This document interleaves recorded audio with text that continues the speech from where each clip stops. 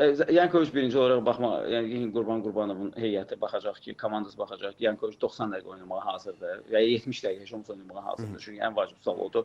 Oynasa Qarabağda zəncirvari prosesləri buraxır. Məsələn üçün Kadi 10 nömrəyə 10 nömrə mövqeyinə qayıdır. Kadi gördüyümüz kimi komanda müdafiə olunanda çox problemlər yaşayır. Məsələn Kopenhagenlə maçda ikinci hissə, Benfica ilə maçda birinci hissə.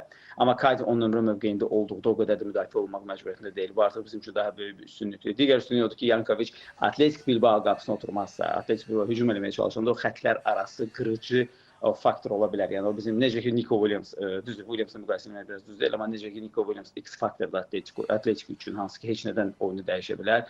Yankoviç də bizim məhz Atletikin o problemi var da, hücumdan müdafiəyə keçin.